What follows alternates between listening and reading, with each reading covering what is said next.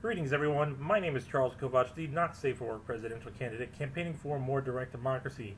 And because simply saying I think we should have more direct democracy over and over and over again gets kind of dull and boring and repetitive, I make videos as a way to garner attention talking about current events and other things that interested me. Before I begin, let me offer a friendly reminder that Assange is still in jail and being tortured. Manning, same. And Snowden, still exiled. I wanted to start off today by talking about the Federal Reserve, the wonderful institution that is accountable to nobody, and what they are doing. As I've been saying, the Federal Reserve has been injecting money over and over and over again into our economy. That sum has now got up to $190 billion per shot. So let me go back and explain once again why this is such a bad thing. First off, in 2008 the monetary base was roughly $800 billion. So the amount of money being injected on a daily basis today is 1/4 of the entire amount of money in circulation a little over 10 years ago. And how is this detrimental to you? Well, let's say that you and I both have equal ownership in one coin. This one coin is worth exactly $1. But having equal ownership in something we can't split isn't really good. So I go ahead and make another coin. So now you have one coin and I have one coin. And each of our coins are now worth 50 cents. But you know what? I'm a greedy fucking asshole. So I go ahead and make another coin and I keep it for myself. Well, now, your coin is worth 1/3 of a dollar, and my entire wealth is now 2/3 of the dollar. Still don't see how it works? Well, then I go ahead and make another coin. And now you have one coin compared to my 3 coins. So your coin is valued at 1/4, while mine, my entire stash, is valued at 75 cents. You getting the picture? So every time amount of money, the monetary base is changed, you take the old amount, multiply what you have by that, and divide by the new amount. In the past 10 years, the Federal Reserve has printed over $20 trillion, much of which is in secret. I will do the math quickly for you. That is a 1-to-25 ratio. So, $1 in 2008, multiply that by 1/25, guess what? Now it's worth 4 cents. That is the actual value of $1 today.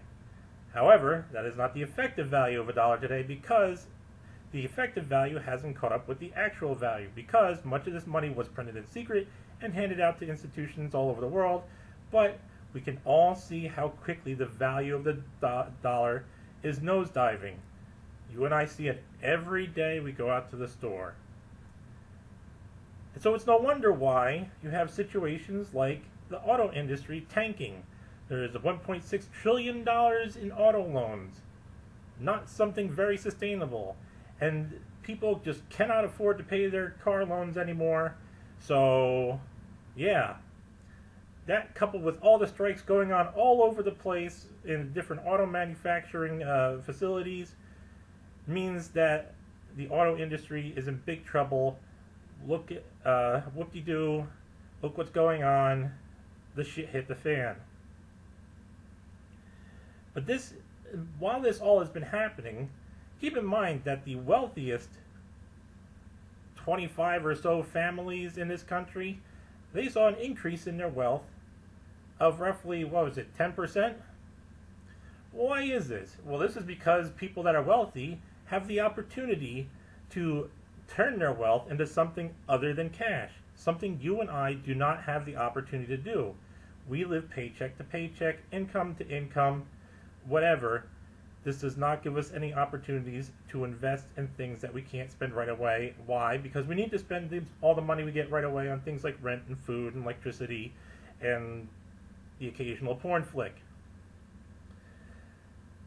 So this is nothing more than theft. That's the reality of what it is theft. Theft of your wealth, theft of my wealth, theft of everybody's wealth, except for the people that are getting into money, because much like in the example, I was giving the coins to myself, increasing my own wealth while taking the wealth away from you. And on top of all this other stuff that's been going on with the Federal Reserve, you also have the repo operations. And let me explain them to you in a nutshell. You're an investor, you say, I have a lot of money, I want to make money. So the Federal Reserve says, okay, buy this security or bond, and come back tomorrow. So you buy the security or bond, and you go back tomorrow, and you sell it back to the Federal Reserve at a marked up value. But that government security or bond doesn't really have a whole lot of value because of how everything's tanking. So really what it is the Federal Reserve is taking a shit in the box saying, here, buy this from me and come back tomorrow. I'll promise I'll give you more money. So you buy that box full of shit for $10, come back the next day, and they buy it back from you for $15. Can you see the sheer stupidity and insanity of everything that's going on? And on top of that, it really goes to say that how the people who have all this money and that are investing are really just doing what they're being told to do. Because any smart investor would realize that this is going to crash the entire fucking system and hell is going to rain down on all of us. But some people just never learn. This is why the whole notion of profit being the standard and how much money you make being the standard is so toxic and destructive, because it's led to creations of fucking disastrous things like the Federal Reserve and basically everything we've been forced to deal with ever since its creation. You had the Great Depression, now we have the Great Recession, but these keep getting worse and worse and worse. I wonder why. So let's change up a little bit. Let's talk about Epstein's new show coming next year. The revelations all about Epstein. You can tell that this is a TV show targeted to kids for obvious reasons. But this is all coming on the backs of the Project Veritas video that was leaked out showing the reporter saying, oh, we had all this stuff on Epstein, yada yada yada. You've seen it all by now. I'm not going to go into it. But the reality the reality is this shows what kind of world we actually live in. People that are rich get to do whatever the fuck they want, and you don't ever get to hear about it. If I was an extremely rich and powerful person, I could walk up into your house, take your kid out of your house, beat the living shit out of them in the street, start hacking their limbs off while they're still alive and screaming, and the police would be there pointing guns at you, preventing you from protecting your kid.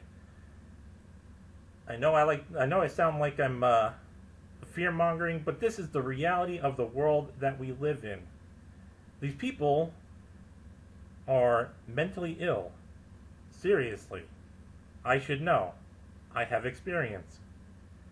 But the reality is, you don't see poor people running human trafficking rings. You don't see poor people running narcotics rings. It's the same thing over and over and over again for the past centuries, well, past many centuries, millennia, whatever years you want to go by, that these people believe that they own you and me. What a joke. And since they believe they own you and me, they like to see how much they can get out of you and me. Recently, Microsoft did a research project where they let people in Japan work less hours. Oh, and wouldn't you know, worker productivity went up. Funny how that works, that when you work a moderate amount of hours instead of an overbearing amount of hours, you can actually get shit done. No one in their right mind throughout all of history would have ever thought of this fucking concept.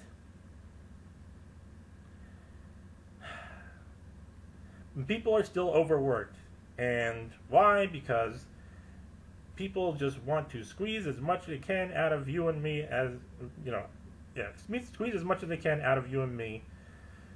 Man, I really butchered that sentence, but you get the idea. And they want to watch everything you do too. Let's talk about China. So China has released a new policy that there is now going to be a curfew on gaming.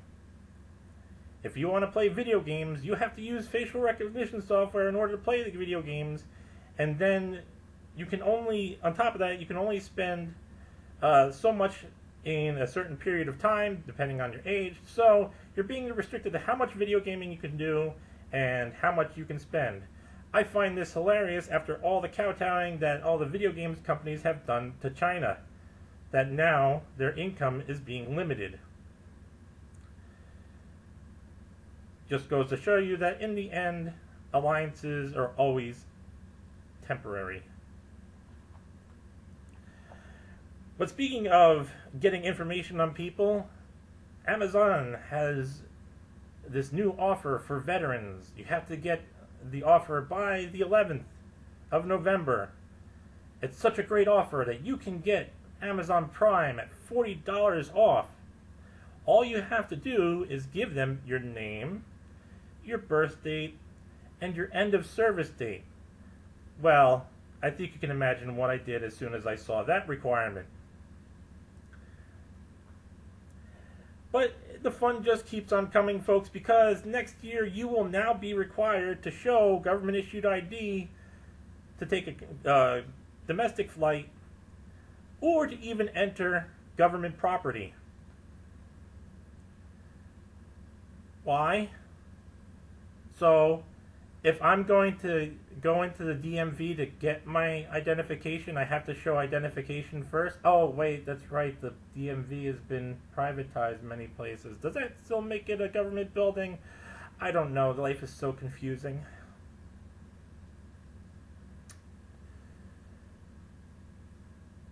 More bad shit coming our way. Don't you just love all this stuff? So why do I tell you about all this stuff? It's not because I want, well, you should be afraid, but it's not because I want you to be afraid. It's because I'm letting you know that we have to do something about all of this. While we're sitting being divided over our bullshit issues, these are the ways that the rope is being tightened around our necks. So what are we going to do about it? You know, when Ross Perot was running for president, everybody laughed at him and said, oh, look at this funny old man. But then in hindsight, a lot of the things he said were true. And I'll probably get the same mockery, oh, look at this asshole from Jersey. But will many of the things I say be true as well? On a different note, I managed to get, well, I didn't manage, but I got a text message the other day. It said, we believe in your cause. Click this link. I'm not clicking that link. I also got a letter from the Freedom Initiative, I believe they're called. Yes, the Freedom Initiative, inviting me to participate in something called a debate tourney. I find this interesting. Of course, I approach everything with skepticism. I like the little note on the bottom that said, if you're anything like Ernie Kovacs, you'll definitely win. Close enough. Reminds me of when I was a kid. People used to ask me if I was related to Ernie Kovacs, and you know, is he even Hungarian? His name's Kovac or whatever. And Kovacs is actually a name with many different roots from Eastern Europe. But yeah, so I found it interesting, and I was reading the paperwork, and it's a one-on-one tournament. You have to pay $1,000 in order to get registered, and then you have to pay $30,000 a tournament. And according to them, there are 900 people running for president not on the Democratic or Republican ticket. That's a lot of money. But like I said, I don't know one way or another about the Freedom Initiative. I've done some little bit of research, but research can only tell you so much. At the end of the day, it's only what this tells you about, what this person tells you about this other person. But unfortunately, well, fortunately or unfortunately, it's not something I'm going to be participating in, because there's no way in hell I'm ever going to get $30,000 per debate, number one.